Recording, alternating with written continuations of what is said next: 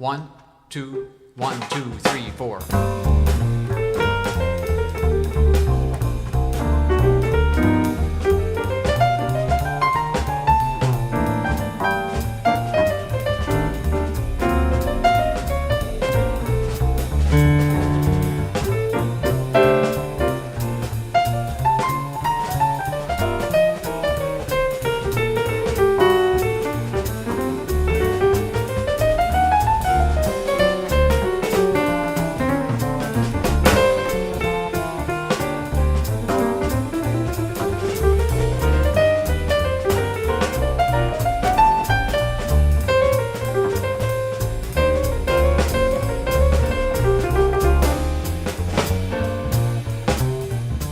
Quit while I'm ahead.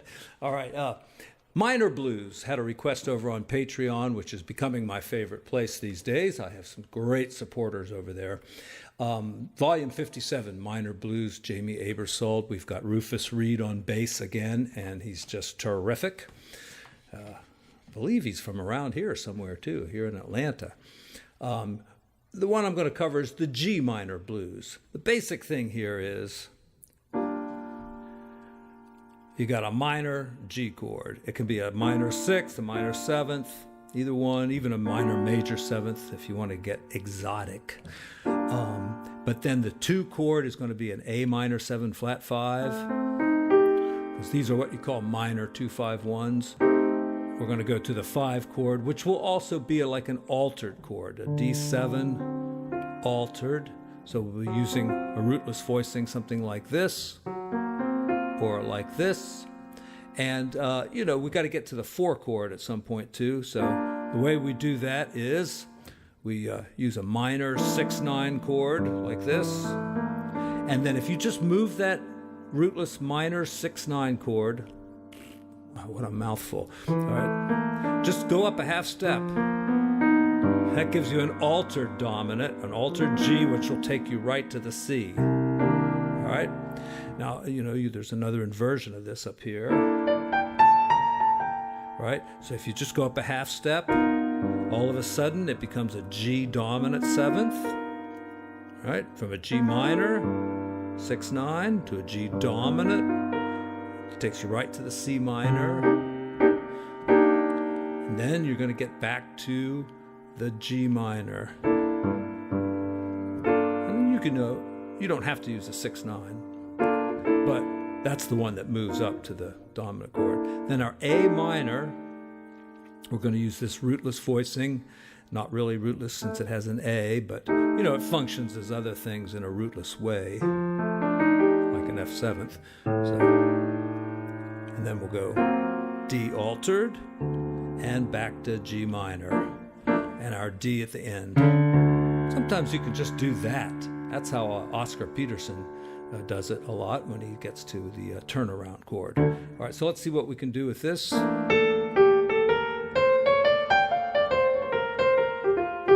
right, what scale am I using? Come on, people, you know what it is. It's the blues scale. Now, you don't have to agree with everything I say. That's why, all musicians sound different, because we don't agree on everything.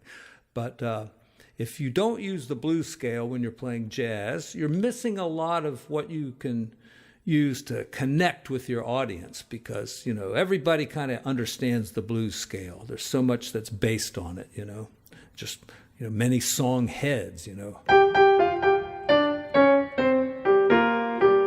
People that love Eric Clapton, they're going to know the blues scale. They're just going to recognize it when they hear it. They may not know what to call it, but that's what it is. All right, so we've got our G minor. And if we're using like the 6-9 chord,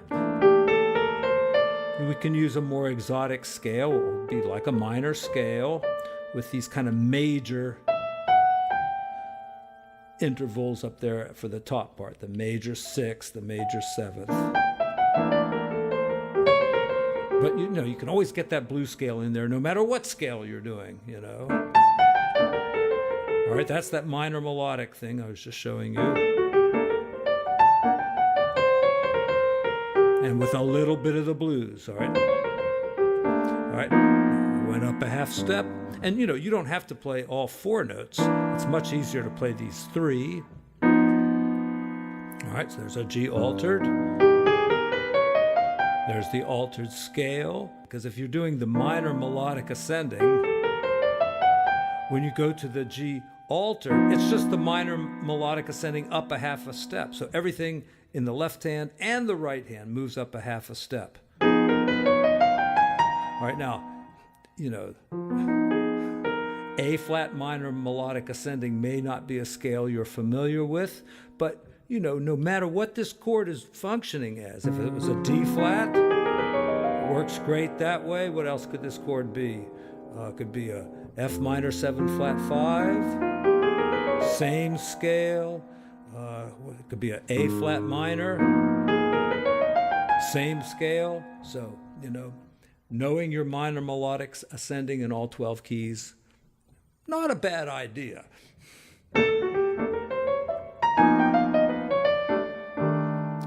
And honestly, when I go to that A flat minor melodic ascending, I'm not even thinking A flat because I'm playing a G chord, so I'm thinking G altered.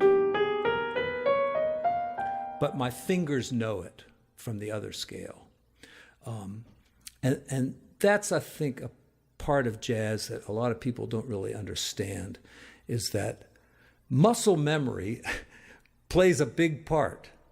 So, when you practice and you do the same scale kind of over and over again, your fingers get to know it. So your brain doesn't have to think about it too much. And, whenever my hand gets to this shape, I don't think that much about what the scale is. I just my fingers know where to go. And I could do that probably on every one.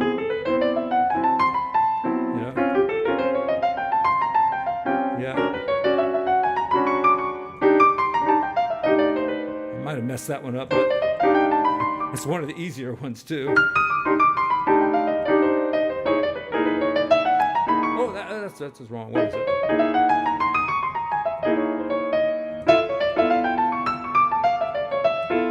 All right.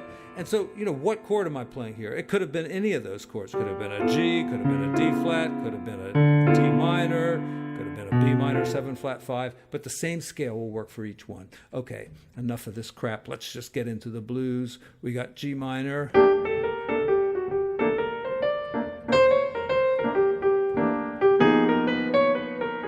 Now C minor, we use a rootless voicing.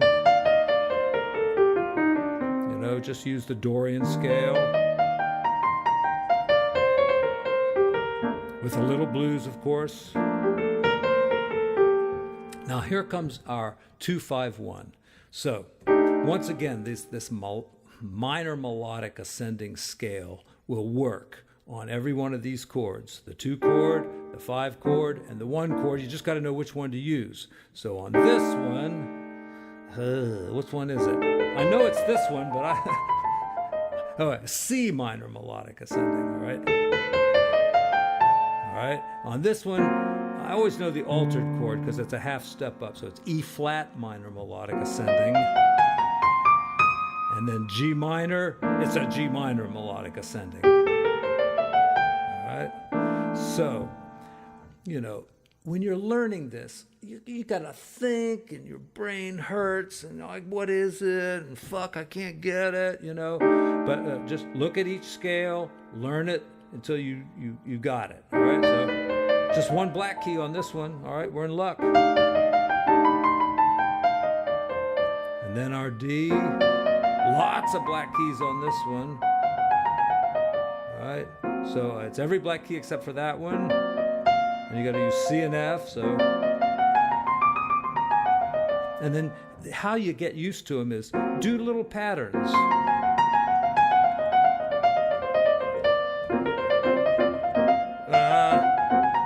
Do stair step.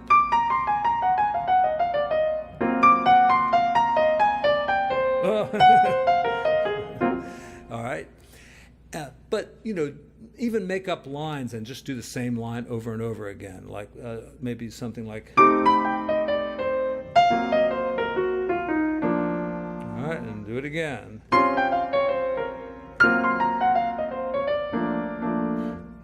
forgot what I did, but all right, I like to just throw as much crap as I can into all these videos. So, a big part of my arsenal is enclosures. And some people call them delayed resolutions, but enclosures really describes it. And you're taking your chord tones basically and enclosing them. And it's really great to just start off a line that way. So if I'm doing a 2-5-1 and I'm thinking about this note, I could start with that. And those notes are in the scale anyway, but even if they weren't, like a C sharp's not in the scale.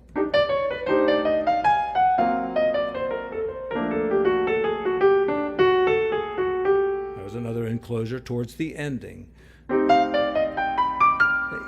Even just using the scale, you can find enclosures without going outside of the scale. All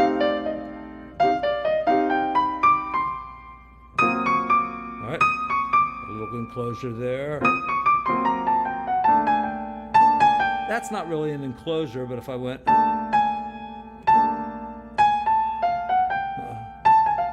Anyway, you can have an enclosure with just 2 notes, with 3 notes,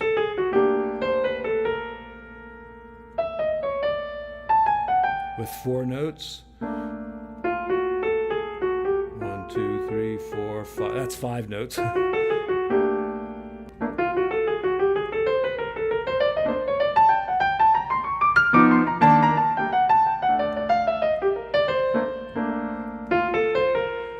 right, let's kick on the track, see what we can do. Let's try it without the piano player. 1, just the drums 2, and the bass. 1, 2, 3, 4.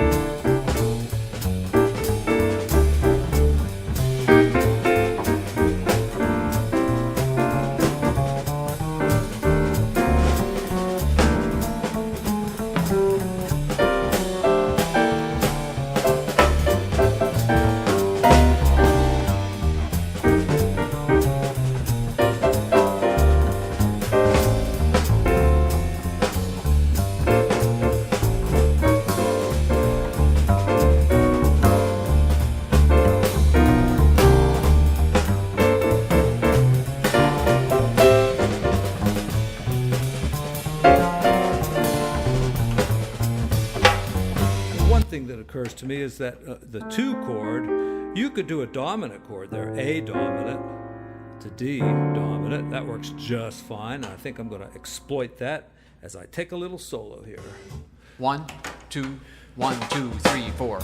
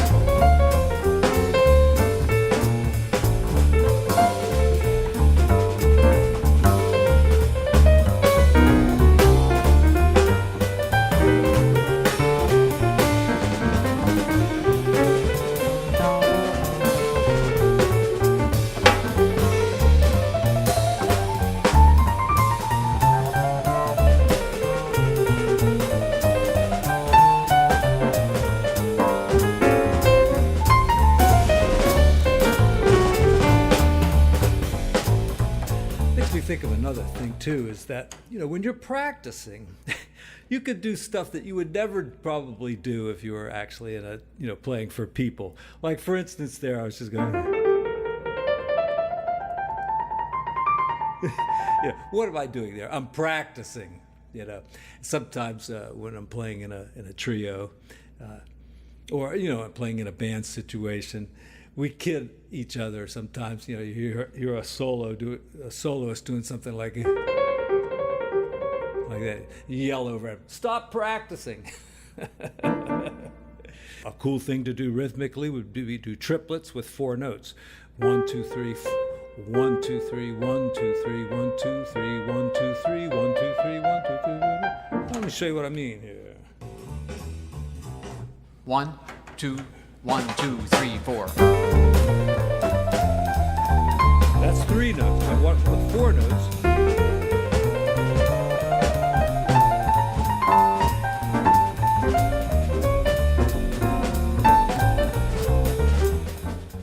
So I'm not going to give you the tracks or anything like that. Jamie Aebersold is still out there. He probably needs to make a few bucks to help him into his retirement. So go to his website and order this book, and you won't regret it. Especially when you get to keys like A flat minor and you've got to think about all this stuff in a different key. So many songs go to these weird keys just for a couple of seconds. The song's in F, but there's a little section that goes to A major or something. And what happens? You stumble around because you're not used to playing in A. You don't play a bunch of songs in A. And going through the cycle of fifths and trying to, play a particular line in every key, that doesn't work either because you don't get to spend enough time in that key. So if you take a track like the one here in A flat minor, let's just try it a little bit here and see what happens. You'll start to feel it. You'll get muscle memory.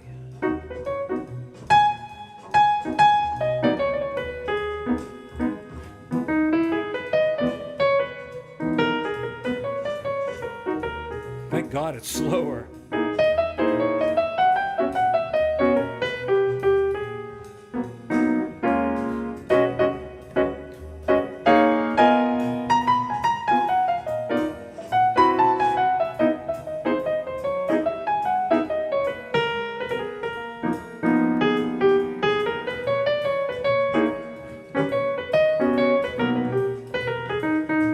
So I'm having to think so much about my left-hand voicings that I can barely think about anything to play with my right hand. But I did remember that one trick. To get to the 4 chord, just go up a half a step like that. It gives you that dominant chord, and then right into there. I almost think it'd be better to think about this as in the key of G sharp rather than A flat minor, but you know how jazz guys are. They don't think that way. Yeah, it's A flat minor in here. But what's the relative major? What's the relative major of A flat minor? It's C flat. All right, the key of C flat. I'd rather think about the key of B and the key of G sharp minor. Maybe that's because I play a lot of Bach.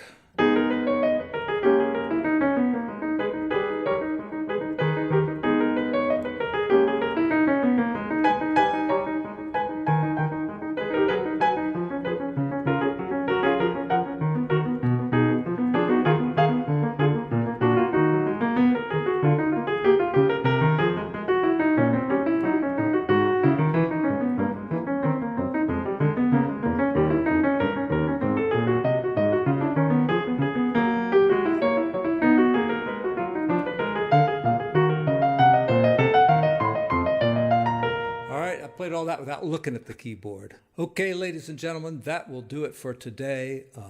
I need suggestions. I've put up everything I know already on YouTube, so if you have suggestions for songs or concepts that you would like me to explain or explain again, please leave them in the comments. And thank you all very much for watching, and have a marvelous day. See you again real soon, right back here.